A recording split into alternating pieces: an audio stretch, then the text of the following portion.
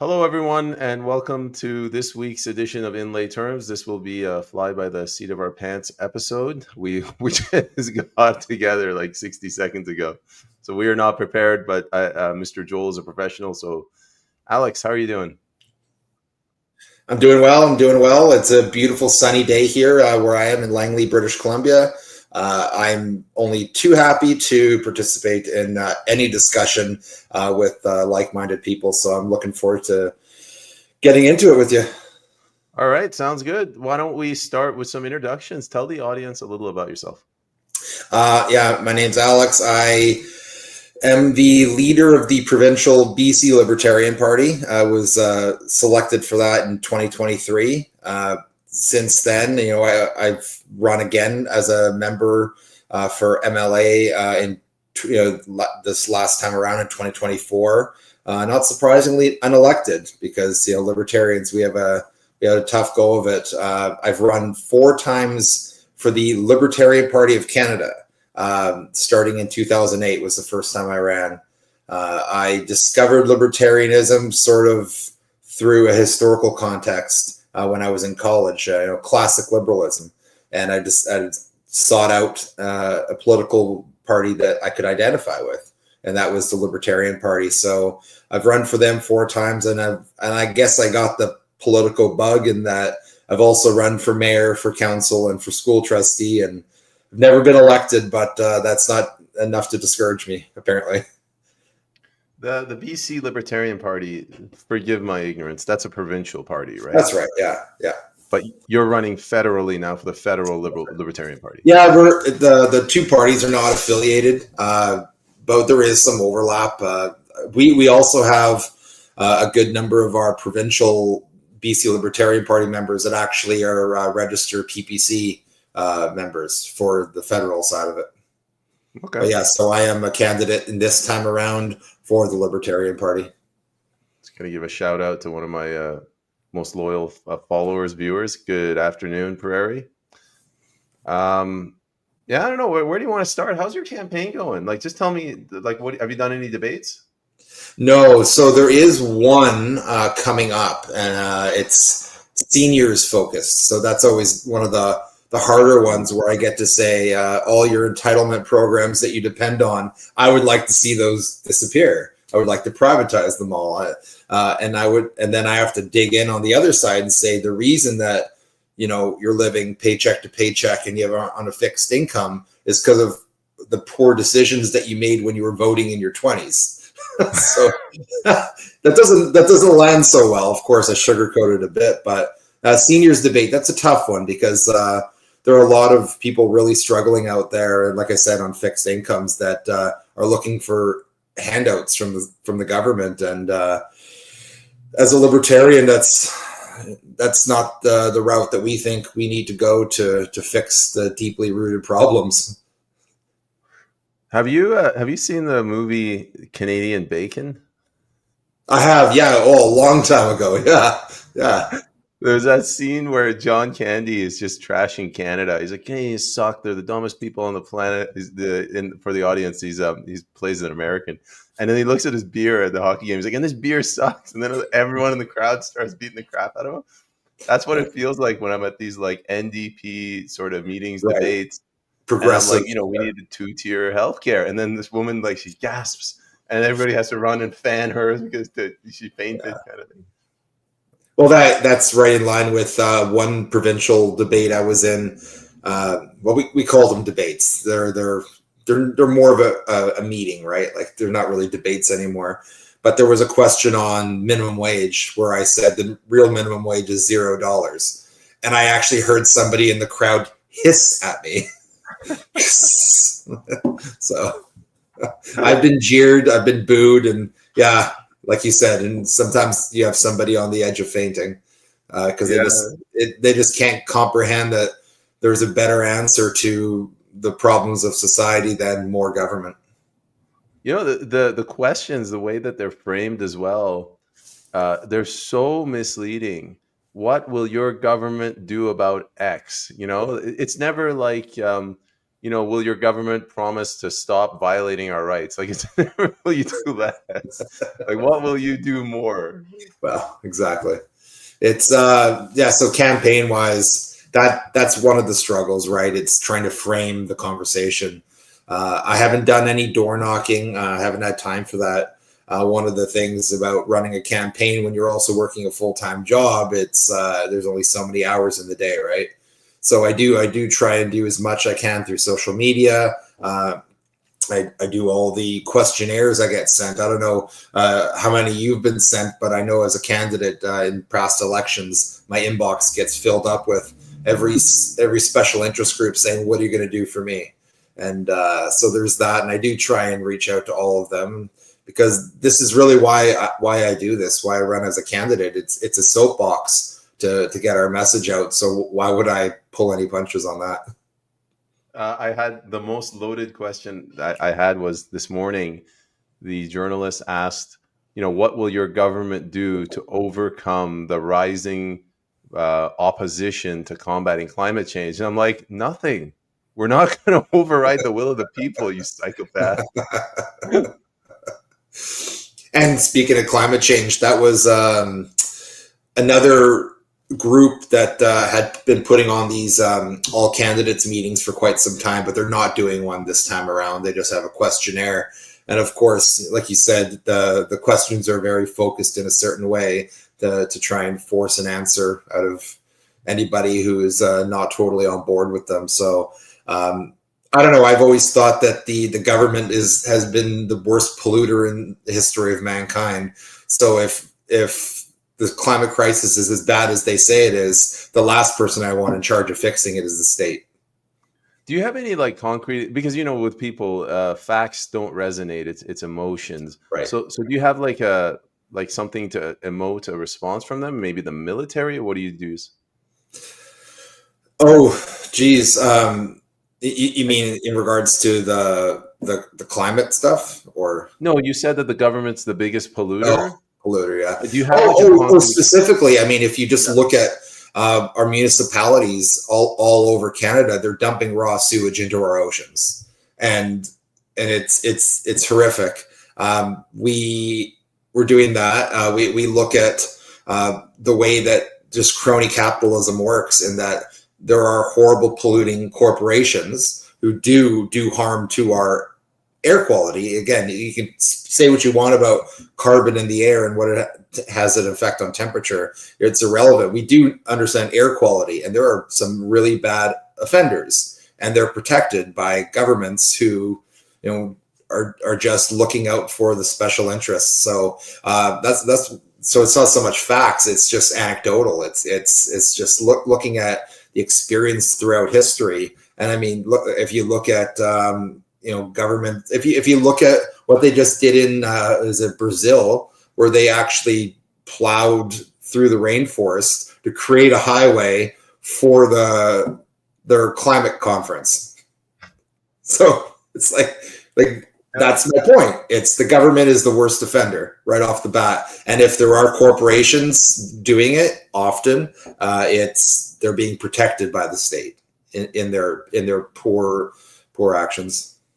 So I'm kind of trying to do the same thing that it seems like you're doing. So you mentioned corporations also being polluters, cities being big polluters. I'm trying to point out to these people, I'm like, there is no difference. Like, past a certain point, there's almost no difference between these big corporations and a city.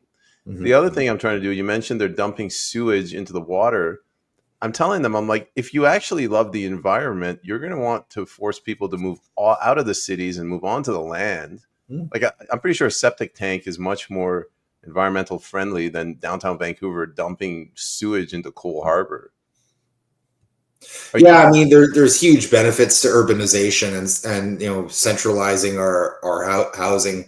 Huge benefits in that it's less of a footprint. Just services are less expensive because the reach is smaller. So there's that, and that's why the Green Party, one of their biggest goals is more density, right? That's their shtick. So when a previous election debate, they were talking about, like, what are you going to do to stop this densification? And the Green Party's like, we want that. Like, that's what we want. We want more of that. Whereas like these, middle of the road parties just try and say whatever is necessary to get the vote, right? And so in a more suburban area like Langley, perhaps the answer isn't what are we going to do to make Langley look more like downtown Vancouver. There's the other side of that. So, well, I mean, there's, like I said, like you said, there's also benefits to keeping it a little bit more rural, in that you don't have as much environmental effect, like densified all in one area, which then of course our land just can't handle it as well. That's a good point. It's just that everyone says that it's open air prison kind of thing. You're in this shoebox. I'm talking about the apartments. I've lived in Vancouver for like 5 years. It's not like it's just not natural. It's not normal. Everything around you is concrete. You don't know where your energy comes from, where your food comes from. You love the fact that you're close to bars, nightclubs, so you overlook it. But I feel like we're losing touch with our nature. Yeah, I mean, it's I've lived in condos before, and now I'm in a single detached house. So I've had both experiences. So I can say I do appreciate this like, art space to stretch my arms, so to speak, where you're not immediately in your neighbor's kitchen. So it is a bit like, okay, I'll come at it a different way. I went to a council meeting once where they were talking about a certain project, a certain development project, and they were actually poo-pooing it. One of the complaints from council was that it looked too much like military barracks. And all I could think is, isn't that the point? Like, you're trying to house as many people as you can, as efficiently as you can, have the cost as low as possible so housing is less expensive. And here you have council saying it looks too much like military barracks. You have to spend more money to make it look nicer. Well, I'm like, okay, like, don't get me wrong, I wouldn't want to live in a military barrack either. But like, the developer kind of got the idea. Let's make it as cheap as possible. And if you're going to live in close quarters like that, what's the difference between if you got nice finishes on your doorways and a special paint job on the outside? It's yeah, you're right. It's a different way of life, and I don't know if it's unnatural, but it definitely changes the way you approach everything in life if you're living in close quarters to your neighbors like that. So why don't you? I'm going to ask you what like the main issues in Langley are. I'll tell you roughly what ours are. Mm-hmm. And the way I come about this, I don't ask people like, what are your top 3 issues? I just sit down with them and I don't tell them I'm a candidate, and they talk for like 3 hours. And I glean from the things they complain about. Number 1, lack of access to healthcare is something the mothers say. I took my son, daughter to the hospital. We were there for 5 hours. We just ended up leaving.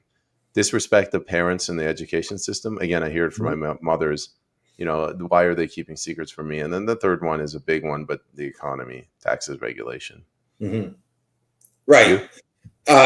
For me, I've been really trying to drive home money, affordability, inflation, because it really is the root of so many problems. Obviously, I'm sure we probably agree on most issues on healthcare. I mean, it's a broken system. We're literally killing people. It's so broken. All we have to do to fix healthcare, or not fix it, to get it in the right direction, is give every province the same rights that Quebec earned in the Joehl versus Quebec ruling, where they now are legally allowed to have private health insurance in Quebec. Why shouldn't every province have this? So that's the first step. It's just give every province the same rights Quebec has. I'm not asking for much here, I don't think. The next step would be definitely once you've legalized private healthcare, what you're legalizing is the right for people in BC to get the best care they can get. Because right now I can go to Alberta and pay for healthcare. And someone from Alberta can come to BC and pay for private healthcare.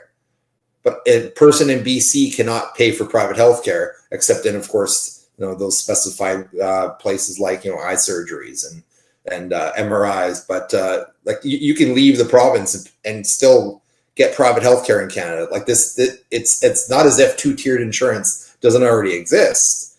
Two-tiered health insurance, it's already here. It's just why are we not allowing people to stay in their own hometown to get this care? So by not allowing it, it's become like a Soviet style system. Thank you. That's the phrase I use. I say it's Soviet. It's Soviet. It costs this much money. Yeah. Yeah, and of course, and then I add in, because it's run by a centralized government, cost overruns through the roof. They can't pivot as well to the needs of the customer, like a smaller business would be able to. So there are all sorts of reasons why, if you want the government involved, the first thing they should do is see if private business is willing to just take on some of that burden. Because right now, like you said, people are just not even getting healthcare. They're just walking away from hospitals. I'm really blown away. I did not know about that Quebec case. So I'm taking a lot away from this, but your message of sort of two-tiered or privatized healthcare, the beginnings of privatized healthcare, how does that land when you say that to the Langley voters?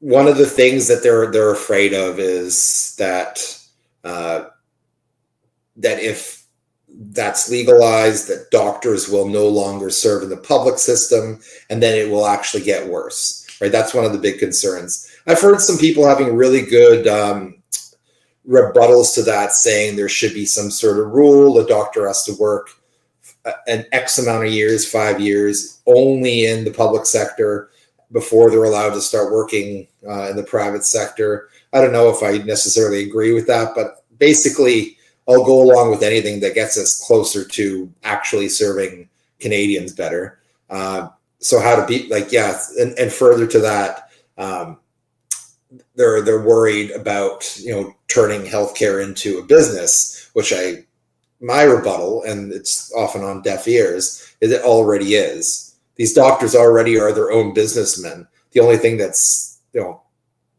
different from another business, it's they're limited how many patients they're allowed to see in a day. Like, are you kidding me?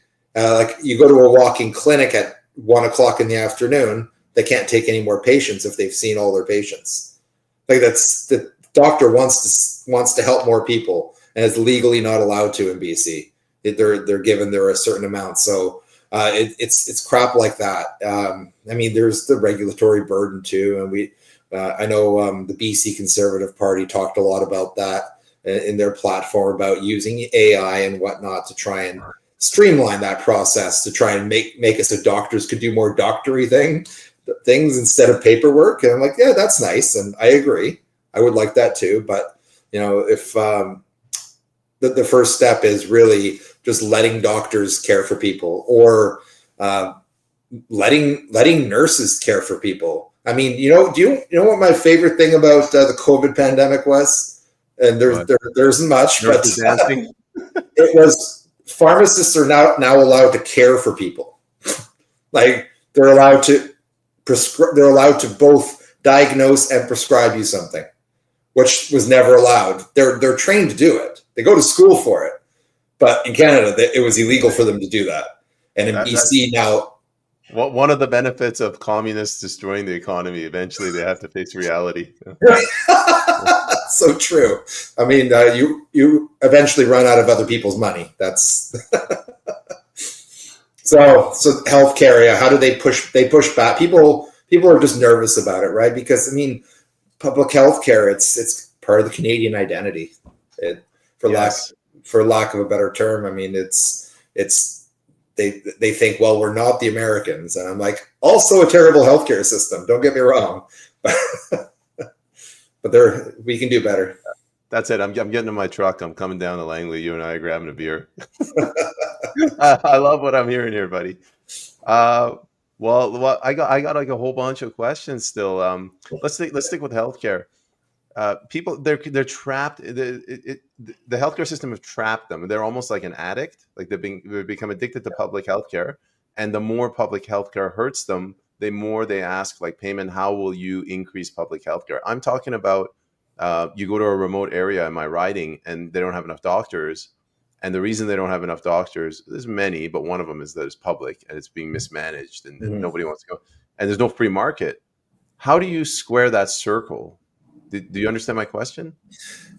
Okay, underserved areas. How do you square it? What in our in the BC Libertarian Party's platform, we specifically kind of mention incentives, right? Because there are market incentives, and it's just, are they natural or are they unnatural ones that the state has imposed? And if the state is really going to be in control of some of the most important industries like healthcare, they can at least use it for good and incentivize doctors to work in areas that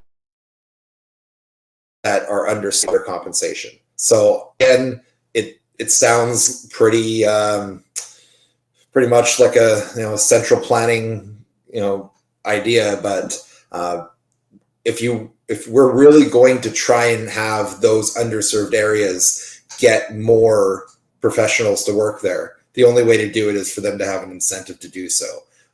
You could force them at gunpoint, like say, we're going to decide where you work. You don't get to decide, and you're going to work there. God damn it! Otherwise, we'll throw you in jail. Of course, that's against the non-aggression principle. So what can you do? You can offer them more money to go and do it. So that's the closest thing we could do in the current socialized system. And that goes with many industries, but specifically in medicine. I just heard someone telling me how without government, we wouldn't have postal service to smaller areas, and we wouldn't have high-speed internet to these rural areas up north and far away. And all I can think is, like, well, people that want the service will pay for it. So if you're going to choose to live in an area that is extremely ruralized and far from any urban center, well, sure, you save a lot of money on property value, but property costs, but there's other costs involved, like services. So if we want to have this socialized system, then the only way to force doctors to go service those areas, I think, is to offer higher money. And I don't think any left-leaning progressive would argue with me on that. They wouldn't argue if it's the government that's paying it, but they would argue if it's the free market. Right. Yeah, they'd have a problem if I said, how about we let somebody open up shop there and pocket all the profits? Then suddenly it would be this free market argument. It just doesn't resonate with them. Like they say, no. How do we get, we don't have a doctor here. I'm like, yeah, but the reason you don't have a doctor is because we have a socialized healthcare system. They're mismanaging it, or they just can't get something out over there. If you open it up to the free market, the moment you say free market, that's you lose them. Yeah, it's free markets, just privatization. I try to avoid that word at all costs now. I mean, it was one of my earlier campaigns when I was younger. I used the word as part of my rhetoric because it made it very clear what I had in mind. And instead, it had a negative effect, negative connotation. So instead, one of the things we talk about in our party, and again, I talk about the provincial party a lot because I am on the executive there as the leader. And so I'm part of like a lot of higher level discussions about, the platform and whatnot. With the LPOC, the federal party, I'm just a candidate right now. One of only 2 BC candidates, unfortunately. But so that's when I talk about, the rhetoric of the provincial party. Like, one of the things we talk about is just we want more options. It's not about privatizing anything. We just want to add options for people. Currently, in some industries, the only option is the government, some sort of monopoly. We just want to end the monopoly. That's all. We don't want to take away what you already have. We don't want to do that. We just want to add options for people. And you still get pushback on that, which is, I can't wrap my head around that, other than it's the state cultist, right? like they believe in the government as their Lord and Savior. Yeah, I mean, you and I obviously would think the like, but if we were going to give them the benefit of the doubt, and instead of using the word cult, this is how someone explained it to me. These people, now I'm talking about the baby boomer generation, they Okay. spent their entire life, uh, in their view, fighting for their right to access to healthcare. So when Yes. we come and we say we want, more options, they see it as us taking their rights away. I think that's the problem. So I've come to the conclusion that it's a cultural issue. Socialism, to be a Canadian means to be a socialist, and we're trying to change the culture. That's why we're getting so much pushback. Yeah. Well. Yeah. No. And you're absolutely right. And it's one of those things where you know about cultural, and maybe you could speak to this or refute it. But one of the arguments I've heard of why progressive and liberal parties do so well in our country, it's a lot of the immigrants come from countries where being the liberal party was the one that actually stood up for your rights and freedoms, and the conservative party was the one that was authoritarian and totalitarian. So they come here with the idea like, no, I know that I identify with the more progressive liberal party. And of course here it's a totally different world, where it's much further. Like you said, the Overton window has shifted to the point where parental rights is somehow a far right extremist thought, which is bonkers. Anything to the right of Karl Marx, basically. I'm Yeah, joking. I'm joking. I know you are. You mentioned the people coming from like the Middle East, the third world. I don't know. I'm not. I'm not really. I'm not in a position to comment on that. But I will say this. I suspect that in the next decade or so, you're going to see the liberals, the left, turn on immigrants. A lot of these immigrants, they're coming in from like anarchy, like in the Middle East, working there, it's almost anarcho-capitalist, and you got all this freedom, you end up like shivving somebody on the way to work, or you get into a contract dispute. But that's how these people thrive. And a lot of the immigrants that I've talked to here, they're getting pissed off. They're like, we are sick and tired of working harder to get ahead, and they slap us on the wrist and they give money to drug addicts or for welfare. And I think it's going to get to a point where the immigrants are going to be like, that's it. We're jumping ship. We're done with this. Yeah, it could come to that. And I think that's why you've seen a lot of growth in the ethnic diversity in parties like the Conservative and the PPC. And I know just within just right of center thinking parties, it's these groups that definitely identify more with more traditional cultural values, that they're finally realizing that the right wing is not a bunch of Nazis, right? Like they're being painted on social media. It's quite the opposite. They probably represent their traditional values more accurately. Yeah, the times are changing. I wanted to ask you one follow-up before I forget. RB Ham, he is a People's Party candidate out in Saskatchewan. A top issue here in Saskatoon is COVID accountability. I'm noticing it's not. Like, I'm the only person that's brought this up in the last 3 debates, and nobody cares. Well, what's it like where you are? It's not even part of the discussion.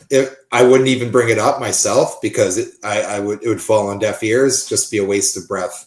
I just find we haven't even talked much on it, but fixing money, fixing inflation, fixing all that is just far more important. I spoke up to this when I ran recently for council for the township of Langley. So what year was that? 2022? No, 2020. 2024. Gosh, it's all a blur. Doesn't matter. But it was, kind of some of the COVID was still after 9/11. Let's just say after. It was after 9/11. Oh, you're good. That's fine.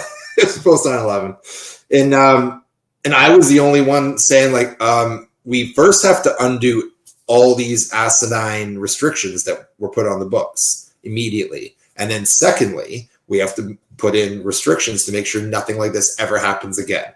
We have to make sure that public health officials can't totally rescind any civil liberties that we have prescribed. I know it's just, the Bill of Rights is just worth the paper it's written on. But I mean, if people are going to believe in government, they got to believe in their paperwork too. You know what I mean?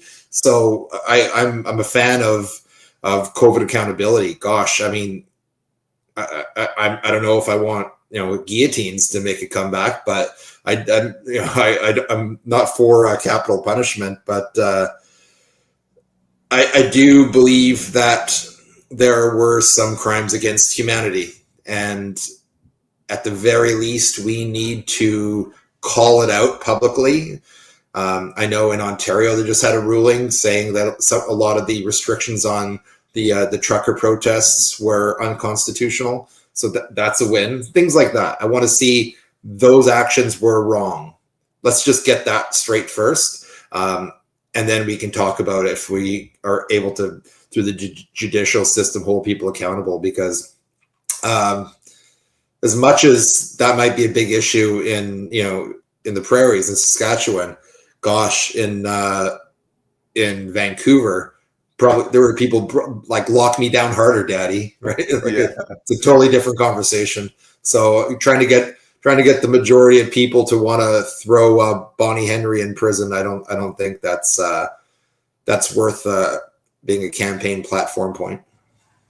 Yeah, it's really sad. We did an online space, and somebody asked the question. They said, "Do you think campaigning on the position of supporting, the organizers of the Freedom Convoy could be a winning strategy?" And every single PPC candidate and a couple of others in independents, they said no. And one of them said, honestly, like they did a poll, 75% of Canadians would have voted for Kamala Harris. Like that's That's true. I saw the data. So I mean, it's not that they're just making that stat up. There actually were polls done, and it's crazy how people just identify with the party that wants to tell them exactly what to do with their life, and tell their neighbor what to do. And if their neighbor misbehaves, they're going to be held accountable. So this is the culture that we are in right now. So you have to start finding parallel societies, and that is finding like-minded people that you can have a beer with and shoot the shit with, and then hey, let's go start a political party about it. See what happens. You mentioned that people want to hear what they want the government to tell them. At these these debates, the issue of CBC came up, and all the NDP, the Green, and I think even the Liberals, they said we will not get rid of the CBC. It's a part of our culture. Yeah. Like, can you imagine if we had Fox News? And what they have now, if the Conservatives they're not going to get rid of the CBC. They might bring Juno News. It's whoever controls it. Like you might be controlling the messaging now. If some neo-Nazi group gets in, they're going to control the messaging. No, I have a few T-shirts with little political slogans on it, but the one that gets the most reaction is one from a coffee company. I think it's Resistance Coffee, they're called, and it's defund the CBC. And of course, it was just at the time when defund the police was a popular slogan. So people do a double take, rubberneck on. Oh, I love your shirt. So I think that there is a lot of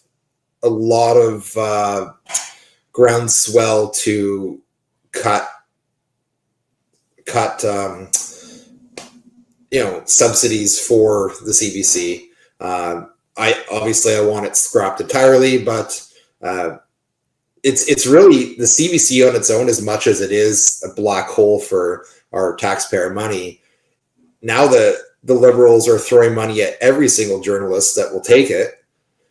I don't see how the CBC is particularly worse than any other publication, right? They're all getting they're all in the dole, so to speak. Yeah, let me. You're right. You're right. I just want to qualify what I said. Okay. Like the left, they think that the CBC is a left institution. When I talk to ethno-nationalists, they support keeping the CBC and taking it over and promoting Christian values. Okay. And this is what the left doesn't understand. Yeah. I did. I mean, I heard your point about every regime is going to use every tool that they have at their disposal.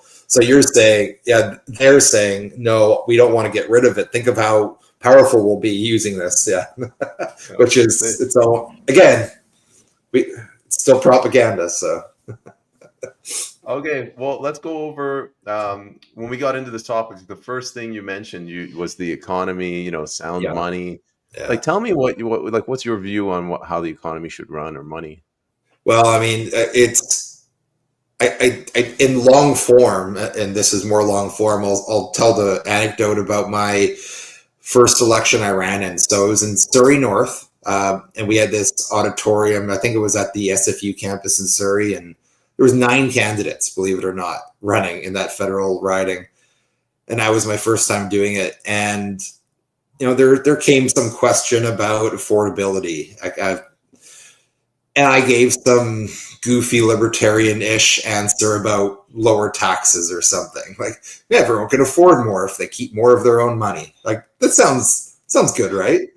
This guy, who I believe is, I can't even remember what party he was, but I think it was Frank Sam was his name. He says, well, what we need to do is we need to repatriate the Bank of Canada, and we need to take back, the creation of our own money, because we're instantly paying interest on every single dollar that is created.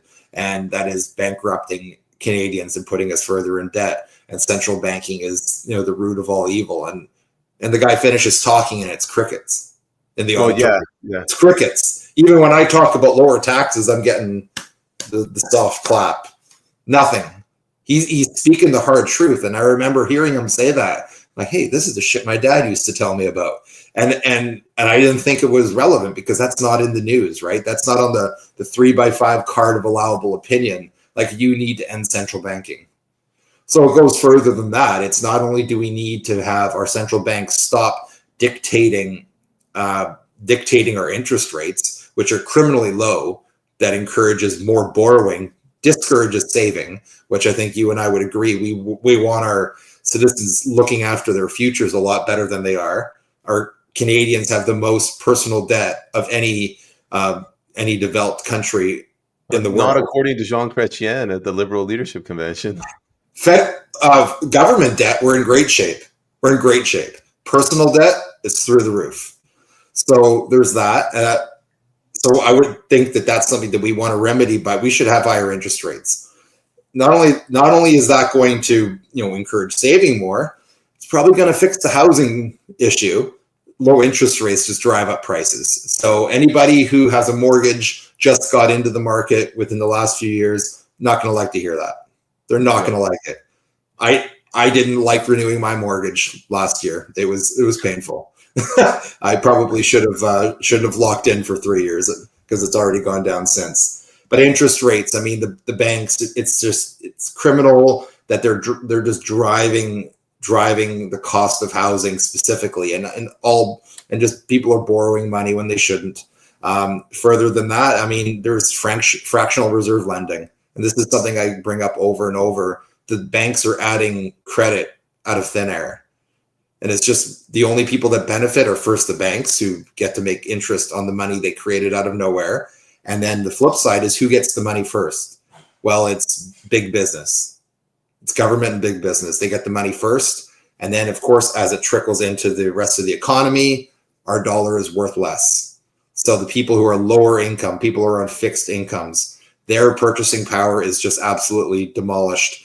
And for no reason other than so that the banks can turn a profit and make loans to their friends. And it's absolutely criminal. I speak to that. And again, I get a lot of glazed over looks from people. Oh, like, absolutely. I'm like, we need to fix money.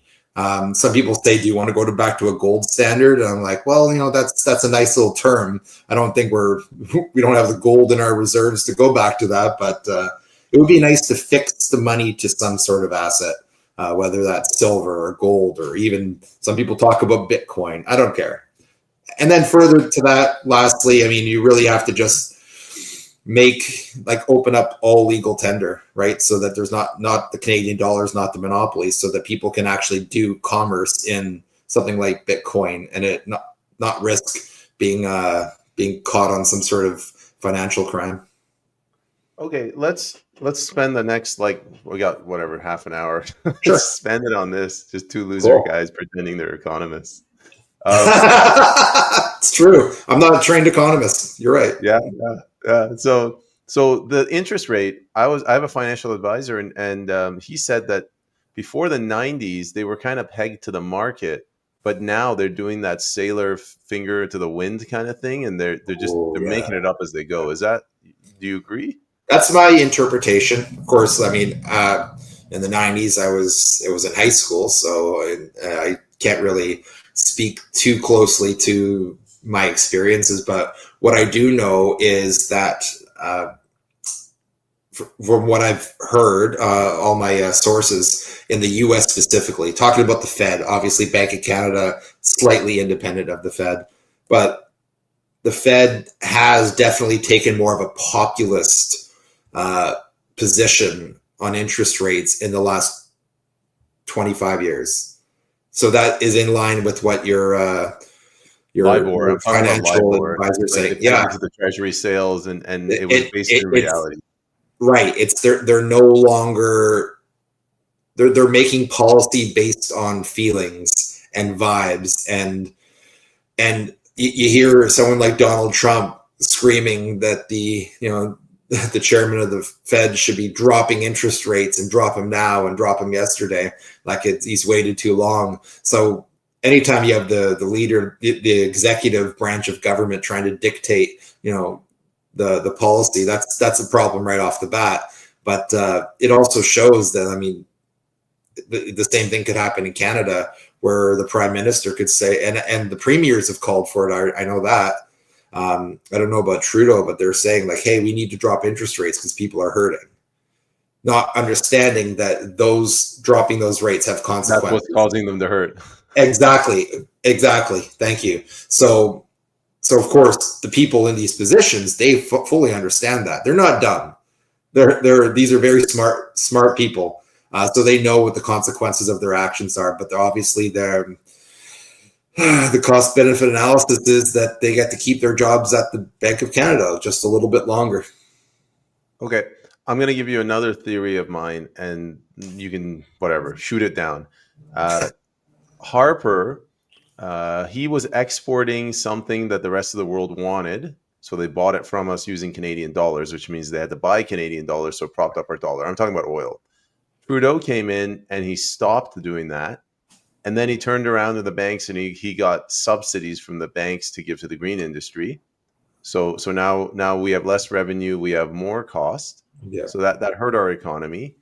And then they started devaluing the currency with low interest rate environments to increase exports. So now we have a tariff war because of that.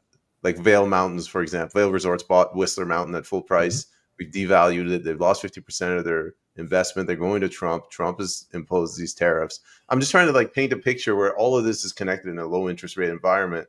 And when you have low interest rates, your bonds pay out less, so the less people Yeah. want them, so your currency gets Right. devalued. Uh, Yes. where am I wrong in that, or where do you disagree? Oh, as far as the importing, exporting incentives, I I don't really focus too much on that, because I mean there's so much going on that I all I hear about is in podcasts, so I won't speak to that. But specifically, what you said about devaluing our dollar because nobody's buying our bonds, that's absolutely the case. It's I mean, China holds more U.S. Treasury bills than even the U.S. government, from what I understand, than the Fed does. So it's great for the U.S. dollar, but and people are buying their bills. But then who's holding your debt? So I mean, if Canada can't even sell their T bills, sell their bonds, I mean, is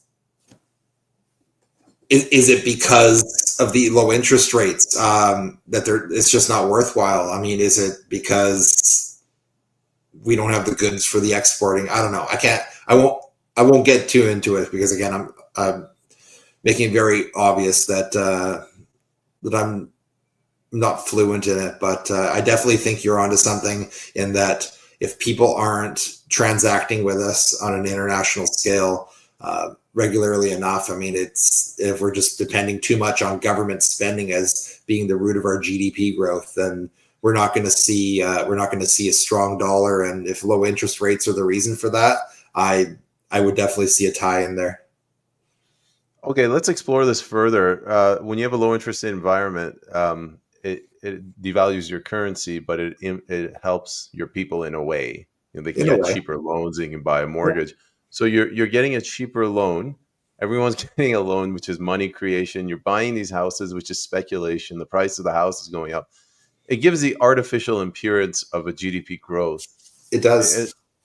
Am I naive in that? Is the housing not included in the GDP? Or?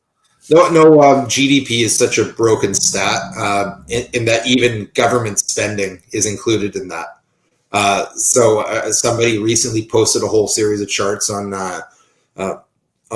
Facebook. Somebody that I follow, and there were great charts, and they just talked about how yes, GDP growth for the U.S. You know, you've probably seen the one like look at how America is so much higher than Canada, and they're like, yeah, because Canada doesn't have the government spending that the U.S. has. And that's accurate. It's absolutely true. So that just like proves a point why that's such a bogus stat. Because the real stat should be gross output. It's like, what are we creating? What are we selling? What are we making?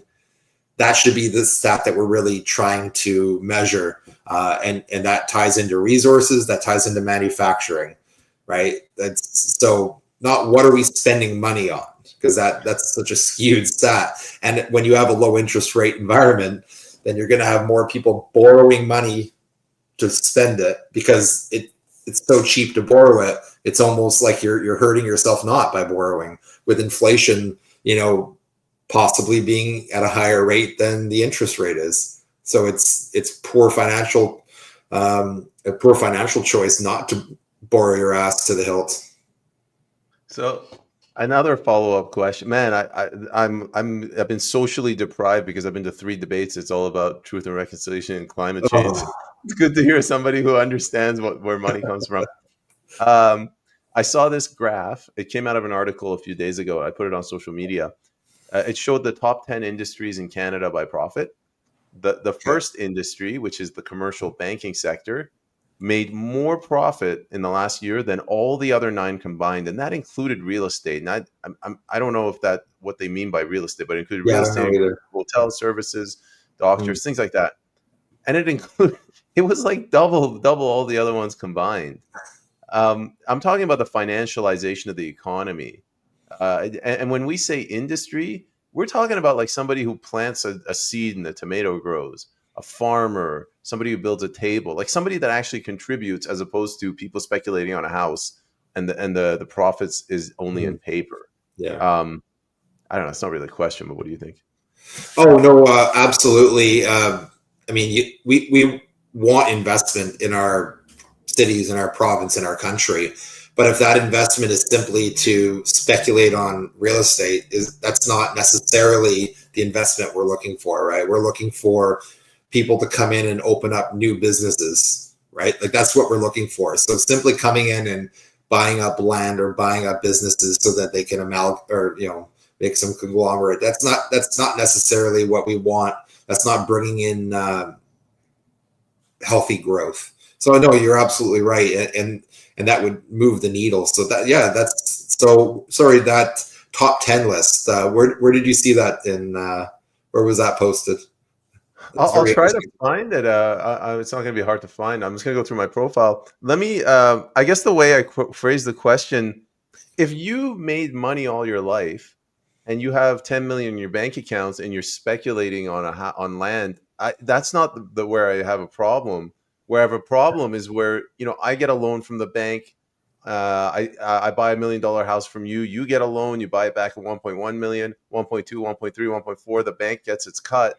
The government is guaranteeing the success and the integrity of the bank. Yeah. And we're causing inflation with all of this funny money. Like It's fraud. It's fraud. Yes, it's criminal. It is. Yeah.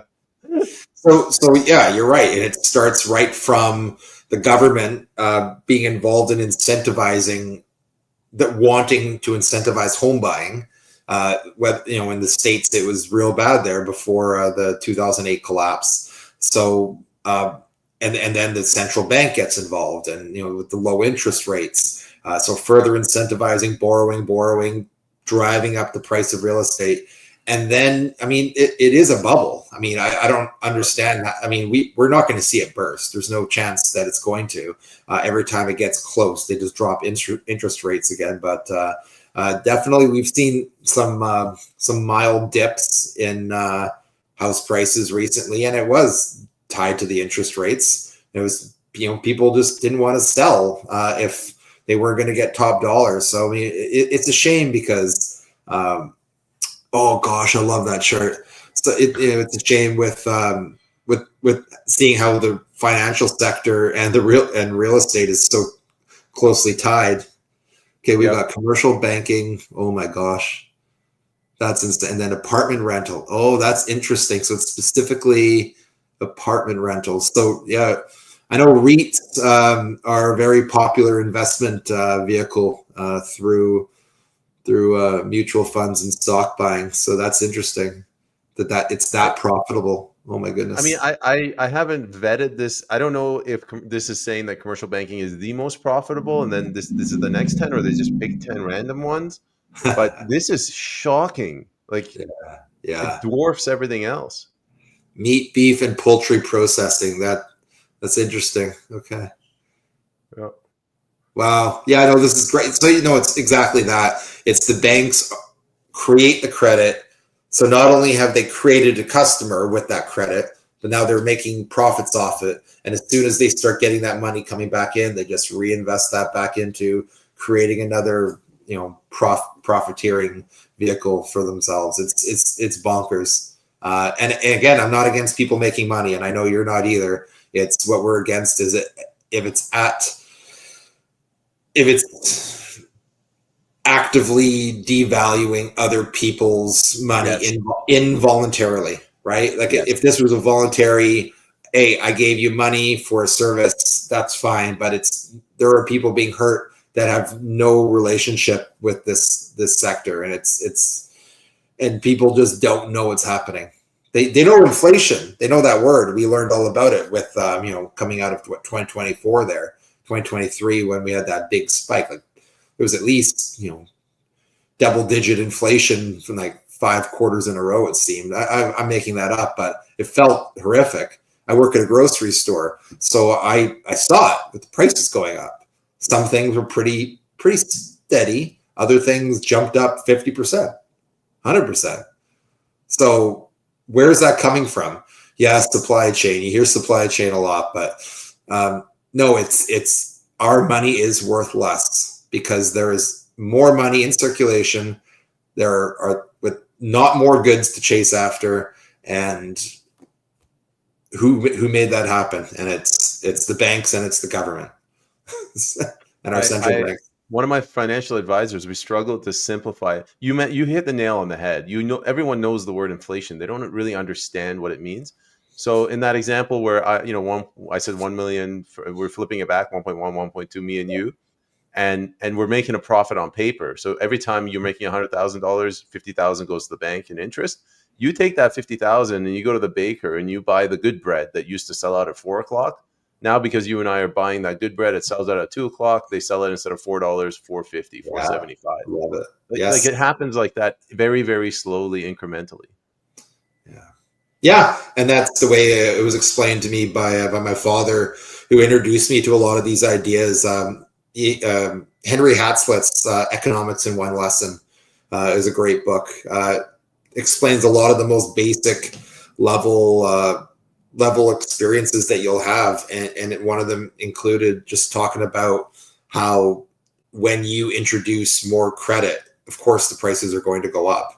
You give people more funds, the price is going to go up because you're going to continue to outbid people. So no, it's absolutely insane that people can think that printing money will have no negative consequence. And yet the entire Keynesian theory is based. What is it? Modern monetary theory is based on no, just print more money. It's fine. It's just a construct. Like it has consequences, but it's fine. And that's what they say. They're like, we know it's bad, but it's fine. Do it. So I want to dig in deeper. Yeah, I think it was actually Obama who said that. It's money's just a construct. It's like, oh, fine. No way. Yeah. Obama said that for real? Yeah, That's that was crazy. his quote. He said, "Money is just a construct." This was the MMT era. Oh, Um, I knew I didn't like that guy. yeah, I mean, I don't like him for a whole host of reasons, but he's God to the left. So,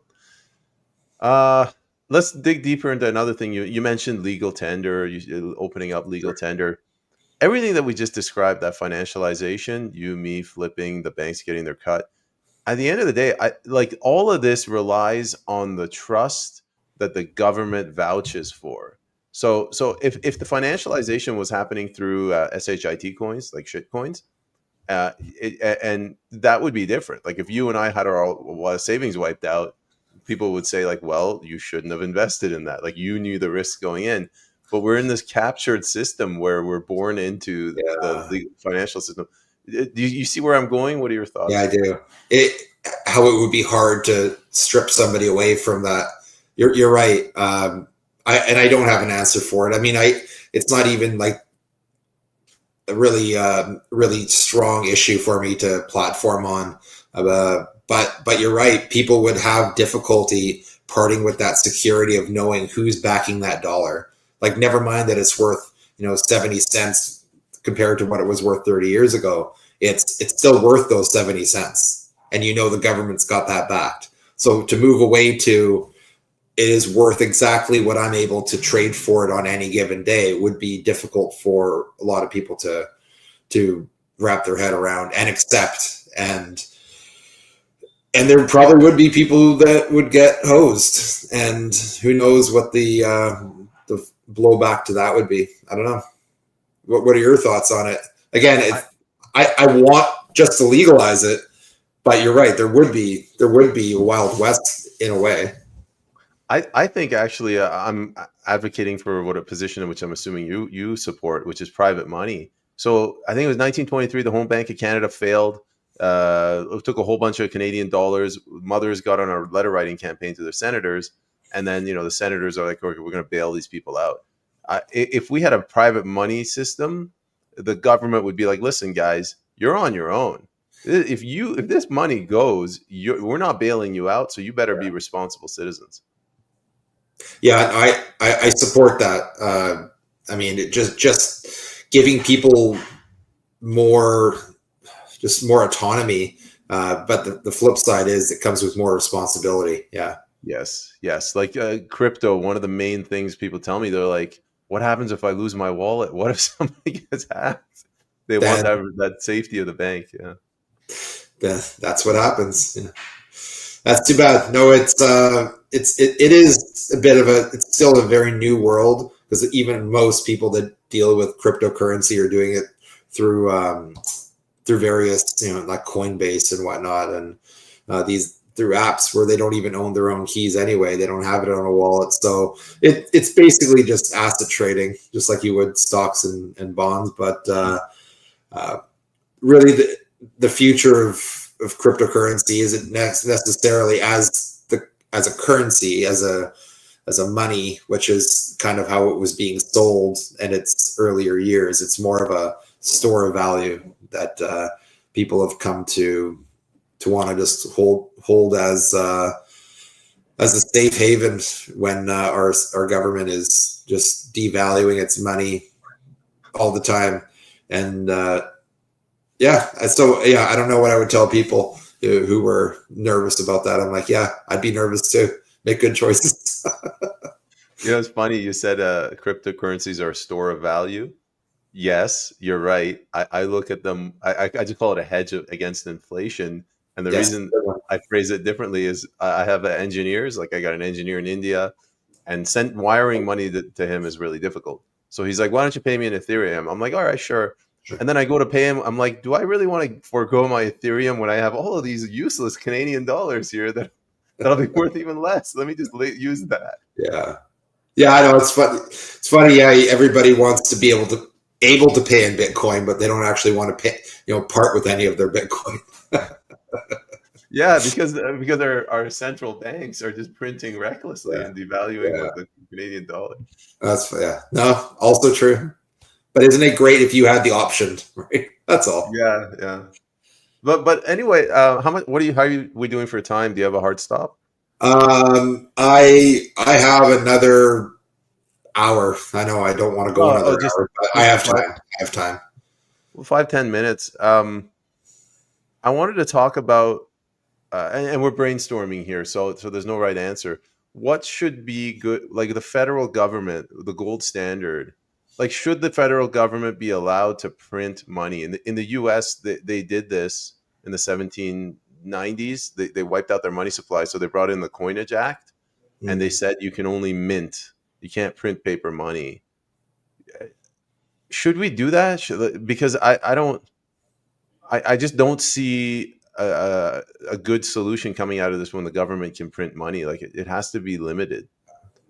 Yeah. So I like where you're coming from. Uh, like I'll say yes, I'm in. uh, totally back that because where I'm coming from is that just the creation of the credit, right, by the banks. And when our government has deficit spending, and so our central bank buys that debt, and so monetizes that debt. So just by doing that, in those really base, if we can nip those two things in the butt, uh, then if the central bank really wants to do quantitative easing every now and then and just add a little bit of money to the system, I mean, that wouldn't be it would be somewhat more controlled than the way it is now, where it's basically whatever the federal government can get passed in a series of House bills, right? Approved spending that the BOC will purchase, and then the flip side, all that credit created by the banks that is, it's not M2, but I think it would classify as M1, I believe, under types of money. And if we can actually create legislation that says you may not add to the money supply whatsoever, what we would see is deflation. It would be amazing. People would get hurt though. And you talk to mainstream economists and they're like, you never want deflation. You don't want it. And I'm like, but I want things to be cheaper. And they're like, do you understand the consequences of deflation? I'm like, no. Things will be cheaper. Yes. Will I make less money? Maybe. But things will be cheaper, and they will continue to get cheaper as those industries become more efficient. Which, of course, I mean, if you look at the places where there's the least amount of government interference, that's where the goods have gone down in cost over and over. And the more government interference you have, the cost seems to go higher or stagnant. So, yeah, if we could stop the printing of money, that would solve a lot of problems. But I'm just interested in just stop the deficit spending for one, and I know you'll agree with that, and stop the banks from creating credit out of thin air. Like what I'm thinking is sort of kicking the problem down out from the government, and the government, I mean federal or provincial, and kicking it to the people. So if you have a company and you want to take out a loan, you can go deal with the commercial banks. But this goes back to the shitcoin example I gave you. Okay. You realize that bank is no longer tethered to the Right. legal tender. It's private money, right? What I'm trying to say is legal tender should not be inflatable. Private money should be. So if companies want to get a loan, as long as the Oh, people have okay. faith in that legal tender, Yeah. they're welcome to do that. But Yeah. Okay. in that currency, but with legal tender, like don't, because the government's taking out a loan in the name of people that aren't born yet. That's what sovereign debt is. Yeah. So, No, you're absolutely right. You're born with debt on your head right off the bat. Yeah. No, it's I'm in. I like your idea. If there was competing currencies, if there was private money, you would have the ability to skew that as you would see fit. Oh, sure. And just knowing with the disclaimer that that could happen, which again, people come out of high school not fully understanding the effect that government policy has on money creation and not realizing that it's actually private entities that have as much control over money creation. Like it's sad, but it's an indictment of the education system as much as it is just society. Or we're not teaching our kids at home either, right? Yeah, there was the Bank of Canada. They hardly ever put out social media posts. So many people criticize them for printing money. They're idiots. They're bankers. They don't know how to talk. So they come out. They're like, the snooty voice. They're like, oh, well, we don't actually print money. What we do I is we give out remember loans. seeing that. That was so funny. I'm so glad people called them out. I didn't get a chance to respond, but I know that, yeah, I saw a lot of screenshots. A lot of people shared that one. Like, no, Yeah, they learned a hard lesson that day. Oh, and hey, and the best thing we can do to fix these problems is educate people. So you going to these all candidates meetings and bringing up issues that they wouldn't otherwise hear. This is huge. You knocking on a door and saying, "Hey, have you heard the good news? We don't have to be slaves to the government." Like, like this is great. Get an idea. Start spreading this message, because there's going to be 1 in 100 that is going to go back and look up your website, and it's going to like just start digging a little bit deeper. And maybe they don't come around to all the issues, but if they can come around to money, to sound money and money creation, I mean, let's never not even ignore. We haven't talked anything about foreign policy at all. Like that's another one. People don't understand the role that Canada plays in the rest of the world, in violent acts of war, and the money that's spent doing it. So like let's just like educate people about what actually goes on, so that 1 out of 100 people will be able to make a better decision in the future. And we got to get that ball rolling, because too few people know, and still too many glazed over eyes, like we see. So that's why I'm, as much as I have a PPC candidate running against me in this election, I'm still happy that the party exists as not a contradiction to the Conservative Party, but as like not even offshoots an insult to it, but sort of this addition. An anchor.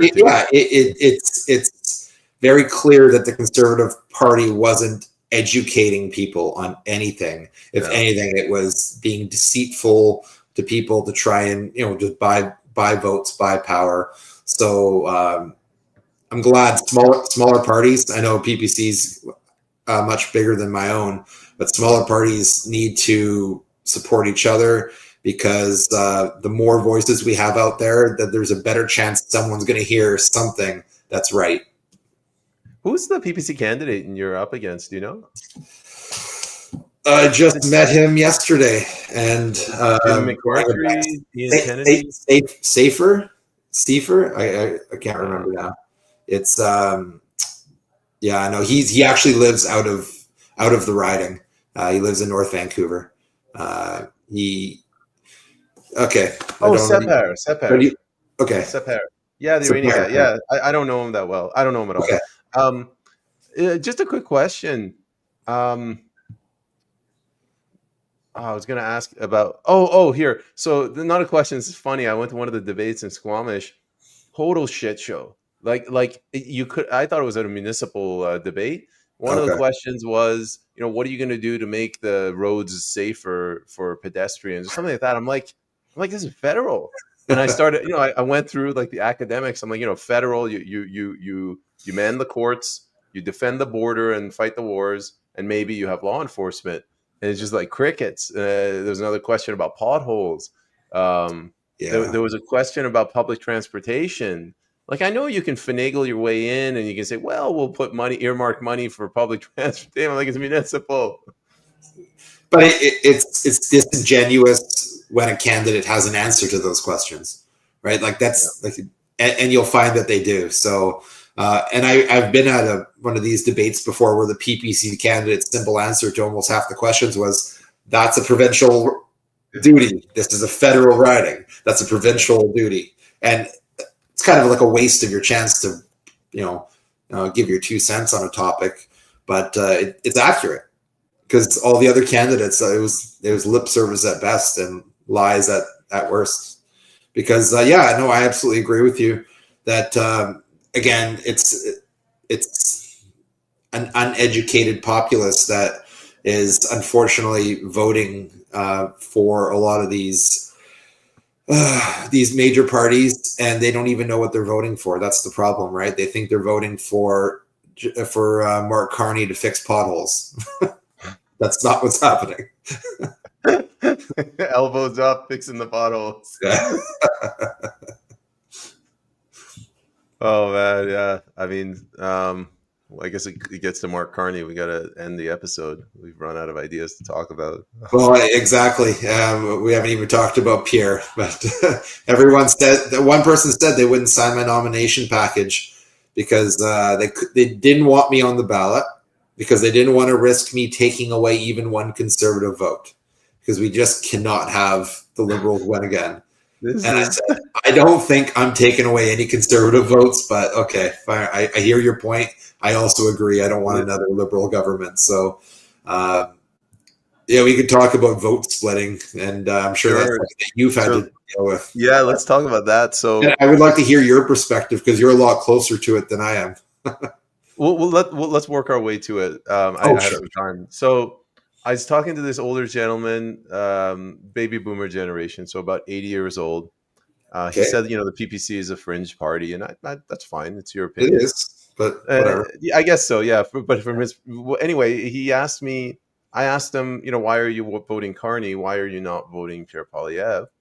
And he'd identified all the problems. He said, we're printing too much money. We're bringing in too many immigrants. Housing is getting expensive. The youth can't afford housing, which is the PPC sort of platform. Sure. And he said, but I can't vote for Pierre Poilievre because he's negative and because he doesn't believe in climate change, which is science. So my interpretation of what he said, especially the climate change part, is I understand the problems that I've caused as a boomer that is destroying the youth, but it's going to inconvenience my worldview slightly. So I'm not going to help them. Yeah. Yeah, no, and that is definitely, and we touched on it earlier in this hour about how a lot of the seniors, they just don't understand how it's consequences of their votes 40 years ago that have led to a lot of the problems that we have now, and they just can't mentally part ways with that. Their entitlement programs. And interesting you say that about Pierre being too negative. That's one of the reasons he won't vote for him. Like, that's the most bogus thing. Like, and I'll hear it too, but I had and I won't name him, but there's a local teachers association that has invited me to speak with them when I'm a candidate, do an interview, right? Because they do endorse a candidate in most elections, but that's their right as a union, whatever. And I think it's cool that they let the Libertarian come and talk. And he's like, yeah, no, like I love hearing you talk, Alex. And he actually asked me, and this is months back, and he says, I'm scared about the chance that we're going to have Donald Trump and Pierre Poilievre like running Canada and the US. And they're just like these far right extremists. They're just going to, work together. And I'm afraid what can happen. And I said, don't be afraid. I didn't know what to tell him other than this is lunacy. And unfortunately, this is how a lot of people think. And this is a smart person. This is a smart, logical person, I thought. And yet this emotion that he had was overriding all logic. And this is where we are politically, right? Yeah, but this is sort of, they're reaping what they sow. My Liberal opponent, his campaign manager, we're in communication, and he sent me some pictures of the Liberal Party signs that were damaged. He's basically saying, be warned, yours might get damaged. They're damaging Liberal Party signs, Conservative Party signs. And it's kind of like, when you dehumanize one another and you say he's a fascist or he's a communist, then all bets are off, the gloves are coming off, and this is how people will react. So this is of their own doing. Yeah, no, you're right. And this is what what the conversation was about when Donald Trump was shot at the first time, right? It's the left did this. They said he's literally Hitler. And so why are you surprised somebody took matters into their own hands to try and step in? And so if you're going to demonize and dehumanize, that's a better term, your opponent, then the consequence will be that we stop actually listening and emotions take root. You're right. If you during the debates I've gone to, the conservative candidate hasn't shown up for whatever reasons. The liberal candidate is a professional lawyer and politician, and he just gives out talking points. The Green and NDP, they're green, like they don't have experience, so they're just going hardcore fascist climate emergency, and they're pushing this dehumanization. If you go to the Green Party, have you checked out the Green Party of Canada platform? No, I haven't. Not this time around. I have in the past, not this year though. I What's don't it know say? why. Well, me and my buddy, two of my buddies, we have a podcast, and we just, we got drunk one day, and we're like, oh, let's check out this platform on Sure. live TV. They mention Trump in the platform, and they call him a fascist or a Nazi. It's in the platform, That's unfortunate. and not just like, oh, he's a fascist. They say, in 1945 we had a rise of a similar government, and now it's happening again. That's too bad. No, I didn't know that, but yeah, it's that rhetoric that just drives irrational thought and behavior. That's too bad. Because I mean, we're during the COVID lockdowns and whatnot, and all the mandates. There were plenty of people saying that we were living in a in a sort of Nazi-esque world.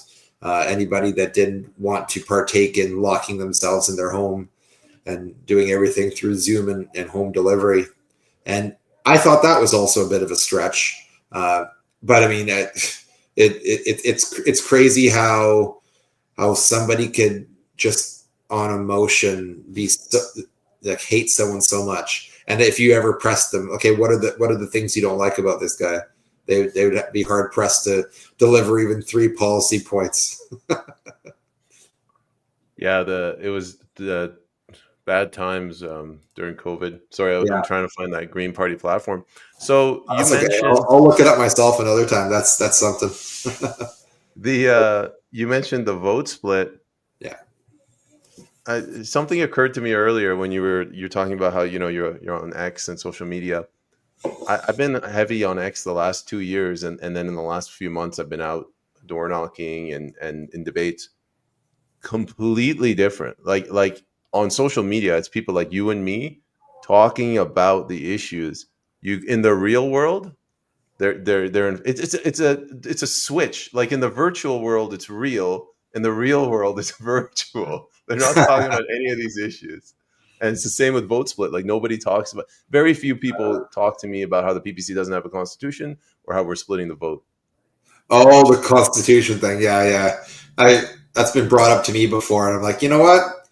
As long as the members all know it, that's fine. As long as they all know it. But I guess that comes up a lot on your comments.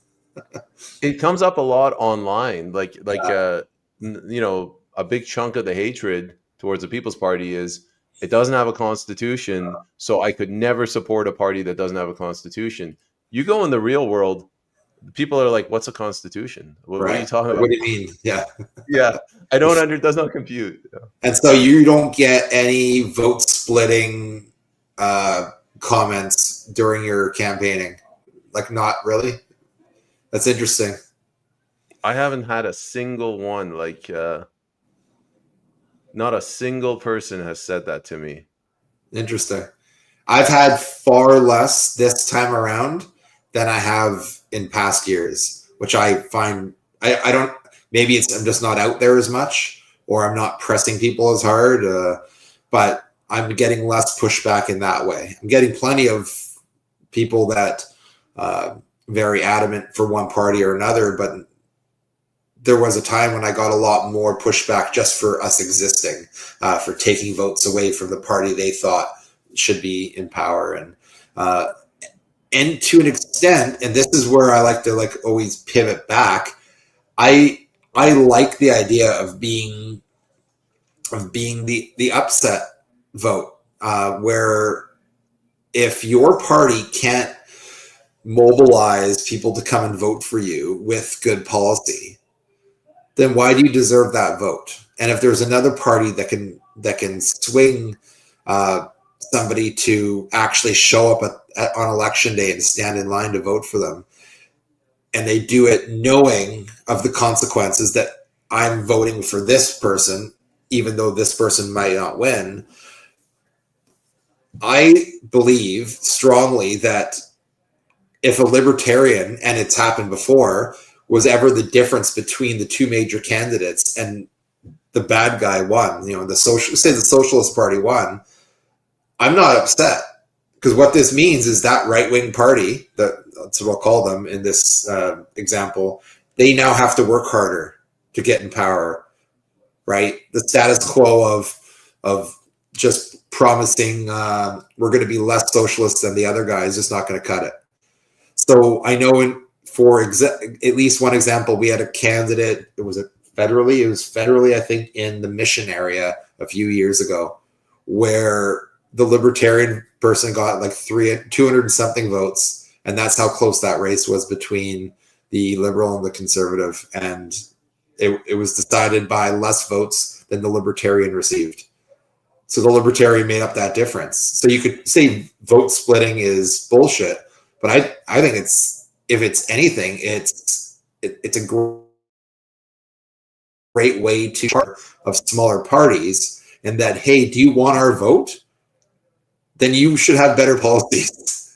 Your policies should be so good the PPC has no members and no candidates, because they're all already going to go vote Liberal or Conservative. Like there should be no relevance to the PPC or the Libertarian Party or any of these other parties if you actually had good policy, but they don't. So that's why you're not going to get that vote.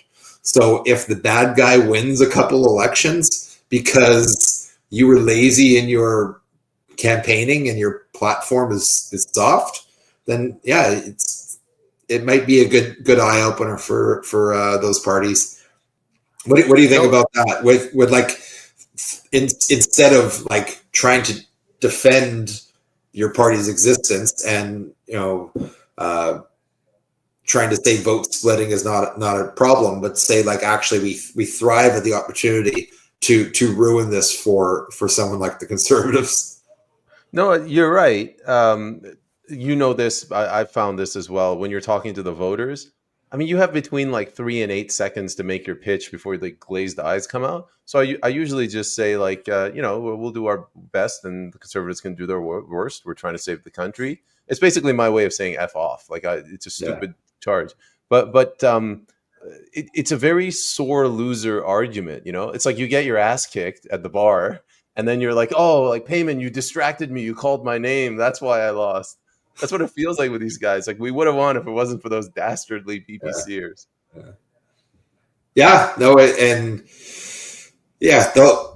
an opportunity for them to realize that, all they have to do is just clean up a few really easy policies, like clean up your money, clean up foreign policy. And I think they would have a lot more success. But unfortunately, these major parties have burned so many bridges and disenfranchised people, or disenchanted a lot of people with their insincere politicking.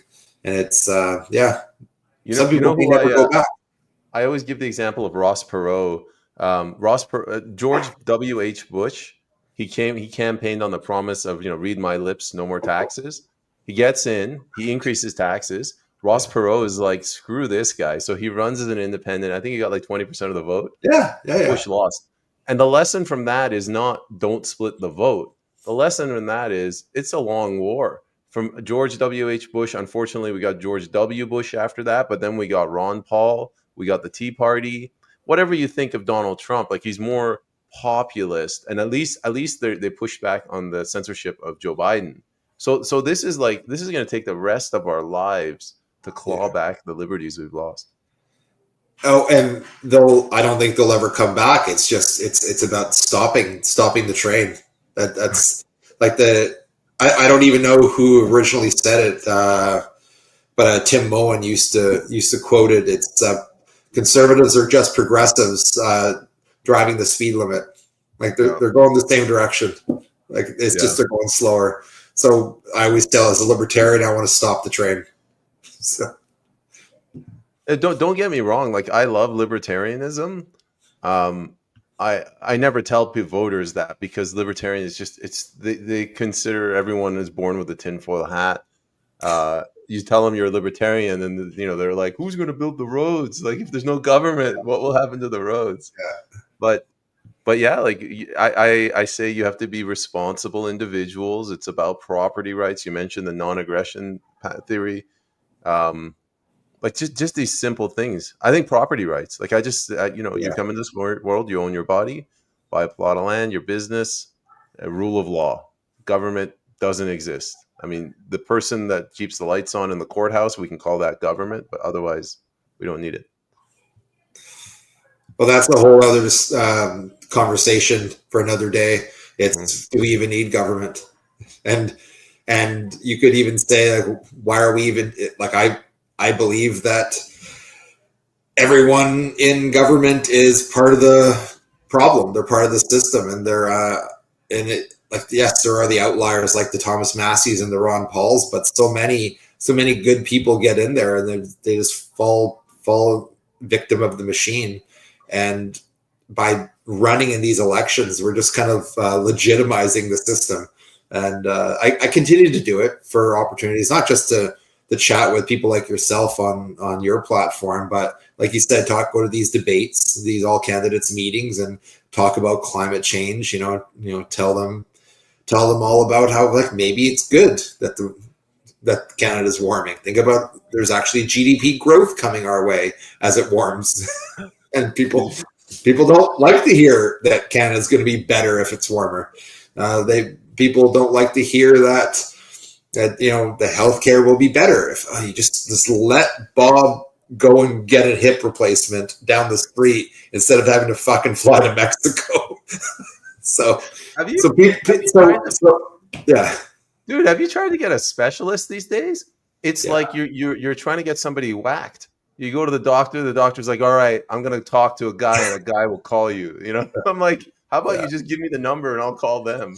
Yes. No, it is broken. It's incredibly broken. We don't have to delve into that again, but you're absolutely right. It's just access to healthcare, right? It's brutal. We don't have it, or it's just this communist style, and this one thing belongs to the government, and we'll dole it out as we see fit. So unhealthy. Well, we should probably stop. I don't. Yeah, I feel like we could go for another 8 hours, turn it into a marathon. All right. Well, Alex, man, I had a blast on this call. I didn't know what to expect, because right. I'm busy with campaign, and we just kind of winged it. But thank you so much for coming on. And Payman, thank you so much for giving me a chance to chat with a like-minded person about some issues that are really relevant today. And I don't know if all of these issues will be relevant, 10 years from now, but I'm willing to bet that if somebody listened to this, a decade from now, they'd be nodding along to all the same concerns, because Yeah, yeah. I don't think a lot of these things are going to change. I'd be like, oh, they should have listened to Payman Ascari. Instead, they threw him in jail for hate speech violations. It's because you went live. Yeah, yeah. The two of us All right, were man. just sharing. Wait, Thanks Alex, again. how did the audience get a hold of you, support you, donate? Sure. I'm on Facebook and Twitter and Instagram, but probably the easiest thing I can say, go to my website, which is my name. It's www.alexjoehl. You can see it on the screen. ALEXJOEHL.com. Super easy. AlexJoehl.com. There you will find links to all my social media. I have a little bit of original content there. I like to post, one or two or three things every time I run. You get to see all the stuff from my municipal races, my federal races, my provincial races. There's there's some stuff there, but like I said, then there's a place to get in touch with me. And yeah, really, it's important that people go and look up different ideas, that even if like maybe I said something that one of your listeners is a little bit skeptical about, come and read it on my website, just so you can better refute it to next time somebody brings up that point. Because I think that's one thing that a lot of people don't do. They don't. They're afraid to look at new things. So yeah, go to my website. Sounds good, Alex. I'm just going to hold you over until after the episode, but you have yourself a good day, and a big thank you to the audience. All right. Thank you very much.